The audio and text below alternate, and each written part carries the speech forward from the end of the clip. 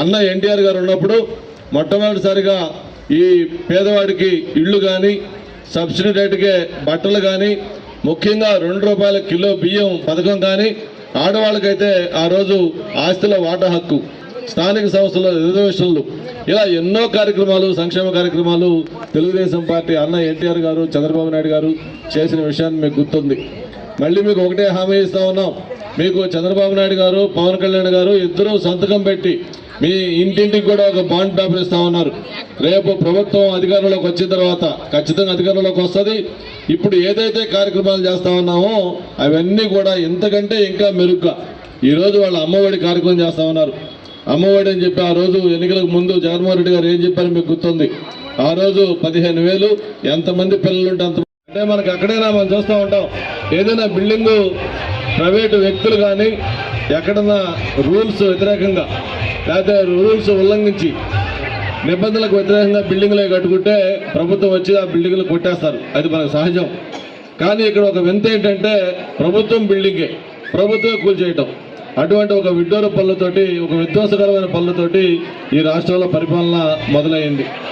మరి ఆ రోజు నుంచి ఈ రోజు దాకా కూడా ఎక్కడా కూడా ఒక అభివృద్ధి కార్యక్రమం లేదు, ఎక్కడా ఒక మంచి పని లేదు, ఎక్కడా ఒక పరిశ్రమ లేదు, ఎక్కడా కూడా యువతకి ఉపాధి లేదు. ఇలా చెప్పుకుంటా పోతే అన్ని రకాలుగా కూడా ఈ ప్రభుత్వం విఫలం చెందింది. ముఖ్యంగా ఆయన ఒకే మాట చెప్తా ఉన్నాడు, నేను చెప్పిన హామీలన్నీ కూడా అమలు చేశాను. వాతావరణంలో అపూర్వంగా స్వాగతం పలికి మంగళహారతులు ఇస్తూ పూలవర్షం కురిపిస్తూ మీరు చూపించిన ఆదరణ అభిమానం జీవితంలో ఎప్పుడు కూడా మర్చిపోలేని చెప్పి మీ అందరూ కూడా మనవి చేస్తా ఉన్నారు. ఇంతకుముందు మన రామానాయుడు గారు అలాగే శ్రీను వీళ్ళు మాట్లాడినట్టుగా నాకైతే ఈ గ్రామంలోకి వచ్చిన తర్వాత నాకు అనిపిస్తూ ఉంది, ఇది ఎన్నికల ఓట్లు అడిగే ప్రచారం లాగా లేదు. ఎలక్షన్లు అయిపోయిన తర్వాత విజయం సాధించిన తర్వాత గ్రామంలోకి వస్తే ఒక విజయోత్సవానికి ఎలాంటి ఉత్సాహం కనిపిస్తూ ఉందో అలాంటి ఉత్సాహం ప్రతి ఒక్కరు మొక్కలు కూడా కనిపిస్తూ ఉంది. మరి ఇందాక మన అనిల్ చెప్పినట్టుగా ఈ ఎన్నిక ఆల్రెడీ మనది అయిపోయింది, మనం గెలవడం జరిగిపోయింది. అయితే మన లక్ష్యం అంతా కూడా ఈ రాష్ట్రంలోనే ఒక భారీ మెజార్టీ దిశగా భీమిల్లో రావాలి, రాష్ట్రం మొత్తం కూడా మన వైపు చూసే విధంగా ఆ మెజార్టీ ఉండాలని చెప్పని మీ అందరికీ మనవి చేస్తా ఉన్నాను.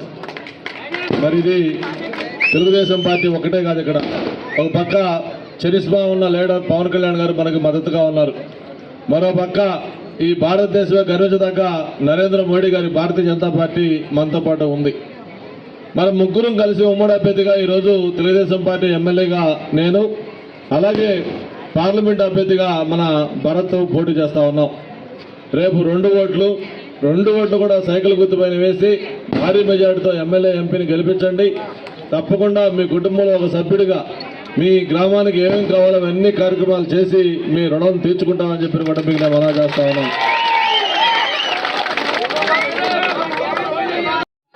స్వర్గీయ పాపారావు ఈ గ్రామంలో ఉండేవాడు.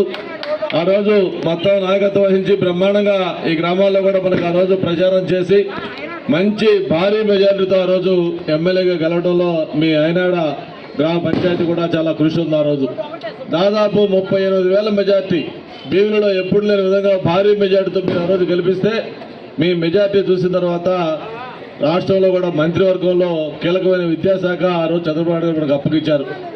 మరి 5 సంవత్సరాలు కూడా ఈ భీమిలిలో ఏదైతే కార్యక్రమాలు చేసామో నేను మీకు వేరేగా చెప్పనవసరం లేదు. మీ గ్రామంలో ఎన్నో కార్యక్రమాలు చేస్తున్నాం, ఇంకా చేయాల్సిన కార్యక్రమాలు కొన్ని ఉన్నాయి.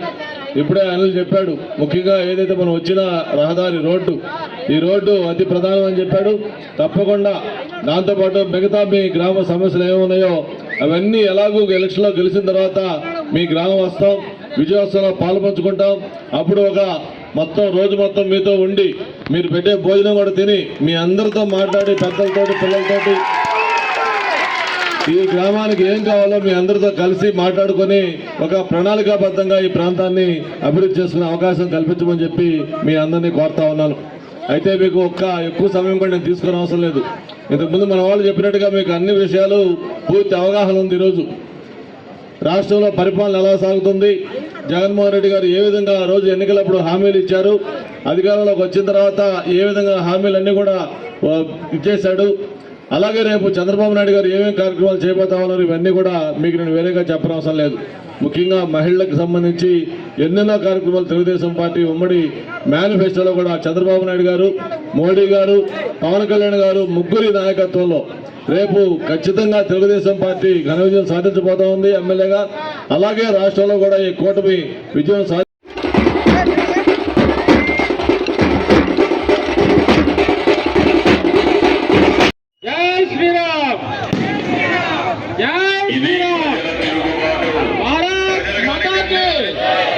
భారత్ మాతాకి ఈ రోజు ఇక్కడ